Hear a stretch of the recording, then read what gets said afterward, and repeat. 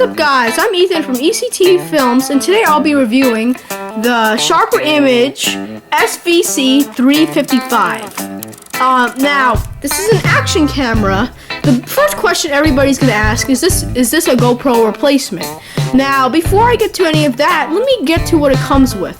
It comes in a case with a just a simple USB charger, nothing special. I believe this is a bike mount. These two are the bike mounts, and a helmet mount for the camera. No suction cup, sadly, because I know a lot of people use suction cups for things like RC cars. They stick it on their windows, their car windows, all that stuff. So sadly, it doesn't come with a suction cup. I do like this screw-on design because many tripods have that, and it's great if you want to hook up a tripod to this camera. So anyway, let's get to the camera and its price. Okay, so I picked up this camera at Steinmart for $29, and it was on sale. They claim, Steinmart claims, the retail price is $100. $100, but I don't believe that. I looked online, its retail price is really $39.99. So they kind of did that to make it look like we got a lot of money off of it, but still a good camera for what it is, $29. So let's get to its features. Alright, so here's the camera's features. You take off the case by pulling this right here. Pretty self-explanatory, so let me just show you one more time. Pull this right here, this tab, you'll see it in the instructions, right? And then you pull this back, and then this comes right off. This camera is only waterproof for 33 feet. If it goes past 33 feet, water will get into it. And here's the camera. It's very cheaply made. The plastic is very cheap. Buttons are super cheap. Everything about this camera is cheaply made. Now, when I turn on the camera, you will notice that I didn't insert a memory card here, but I will show you what it looks like in a sec. Let me just put this to record mode. So we have different modes by sliding the switch. We have picture mode, recording mode, and view mode, but I don't have a memory card in there at the moment. Okay, so like I said, those are the features. Now let's get to the zoom button on this sucker. So let me switch it to camera mode, and you can see those are the modes. Top is picture mode, center is record, third is, the bottom is view mode. Now keep in mind this camera has no audio on it at all. So if you want to watch your videos on here, you're going to hear it with zero audio. But you want to speak into this mic or come close to this mic right here, if you want that little hole there. But there's zero audio on this camera, which kind of sucks. Another thing I want to get with is the setbacks of this camera is the battery life. It's not the best battery life in the world. Of course, you can always hook up a 2S LiPo right here, and it'll extend your battery life. So let's get to our features here. This arrow right here, up here, is to zoom. So you hold this thing down, this arrow, to zoom all the way in. As you can see, I'm zooming in right there. Press right here to zoom out. Whoops, my bad, I pressed OK. I'll get to more of the features in a sec. So just to show you, I want to get a good view here. You press the arrow right here. See, I'm zooming out. The bottom to zoom out. Top to zoom in. Very straightforward and very understandable. So let's get to the menu features. Press OK, and you get into these menu features. You have movie size, metering, white balance, effects. So you can put effects on there and stuff. I'll let you guys figure that out if you do get the camera. But one thing, when you get the camera, it will not be in HD mode, okay? And let me show you that right now. One thing that sucks is that the OK button is used as the back button. So I get really confused when I want to select something. I keep pressing OK, but it's really to select something is the top record button. So you press it, then you get to here. And then you have to set it in HD mode. I really think they should have the OK button be the selector button. It would make more sense. But set the camera to HD mode because it does not come in HD mode when you get it. Just to keep that in mind for you guys. So we have white balance. Here's effect. I'll just put a red effect on here. Select, and we'll go back. As you can see, let me zoom out real quick for you. As you can see, everything has a red tint. Very stupid effect, nothing special about it at all. It's not even good if you want to film some sort of movies with those types of effects. It looks very dumb. And I'm already down to 1 bar of battery already. So it's really bad in that sense. Now let me change it back to where it was. Effect. Okay, now do not let the hold on, let me just change this. Sorry about that. Okay, now it does come with a waterproof case, like I did mention before, but do not let the picture quality deter you from getting this camera. There's a few things, I'll show you it in the video of a footage of it, but one thing about this camera is that the LCD screen is pretty cheap, and it makes the picture quality look worse than what it is. So yeah, I think I pretty much went through everything about this camera. And yeah, let's get some footage of it. But before I do that, I just want to show you a few components on this case right here. So you put the camera in here. And yeah, like I said, it's self-explanatory. Now you press this button and you have to hold it down. It doesn't work all the time to turn off the camera. I'm holding it down. See, it's not turning off. There we go. Finally, you have to hold it for a while. This button, thankfully, you only have to press it once to record.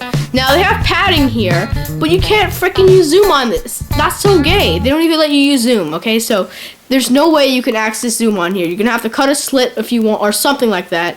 What I'm going to do is, if I do decide to keep this camera, I will cut a slit right here, put some waterproof tape, like really heavy-duty waterproof adhesive, right here, and then I'll press on the adhesive and it'll work the buttons. And they don't even let you use zoom, so you have to zoom out and you always have to constantly open it, which is a bit stupid if you ask me. So let's get to some footage of this camera. I'll use it in various areas. Okay, so I'm recording this lake right now. Hopefully you can hear me. It's very windy. If you can't, yeah, but as you can see, I'm recording.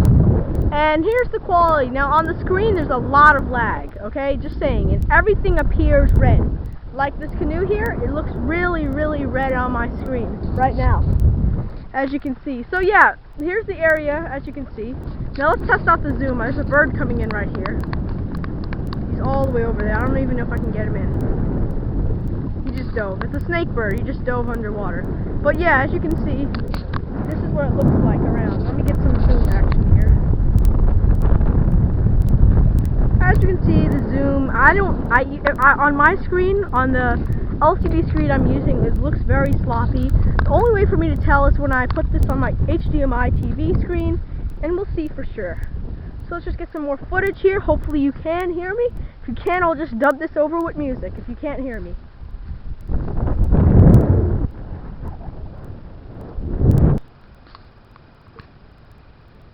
If you see a black dot on your screen, because I see a black dot on my LCD screen, I'm recording directly at the sun and there's a black dot right in the center of my screen. That's what I'm seeing on the LCD screen. I don't know if you guys can see that. And yeah, I'm just doing a color transition right here. Sunlight to dark.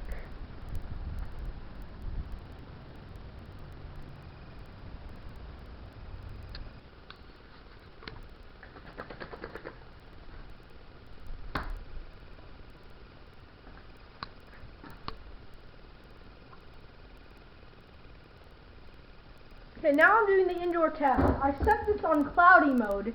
So if you notice in the sunlight it has a hard time transitioning, it's because I had it on cloudy mode. That's why you saw a black dot on the sun, because it had a hard time transitioning. If you guys can hear me, hopefully you can, but this is what it looks like indoors on our garage. Okay, water test.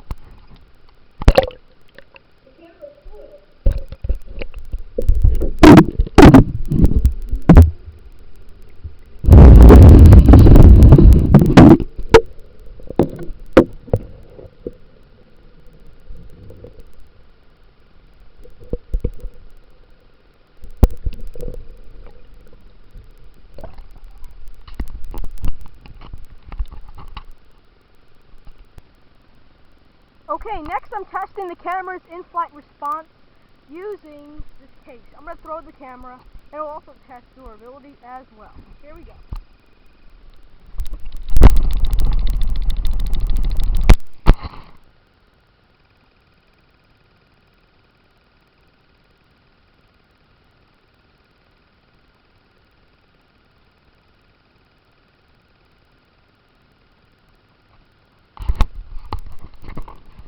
Hopefully it got that pretty cool. Next we're going to test running with the camera. Let's see how its stability manages.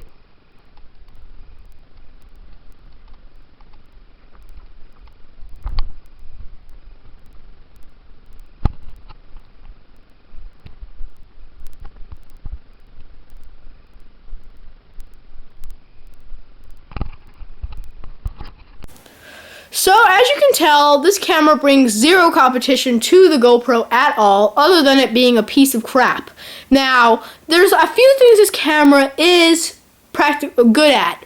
The first thing is recording without any shakiness. Shakiness is this camera's enemy. So if you just slap this on your car, no bouncy driving, just a normal car, without any bouncy driving, just driving straight and turning, nothing is going to happen at all. Now, I know for some of you extreme guys who are going to use this for snowboarding, surfing, RC cars, when you mount these on the RC cars, all that kind of stuff. And this is what I bought that camera for. This camera for anyway, and this camera does not compare to the GoPro at all. Now, if you want a cheap camera as a GoPro alternative, look at the DB Power Action Cam for $43, or the SJ4000 Action Cam for $69, instead of buying a $400 GoPro and a $29 piece of crap.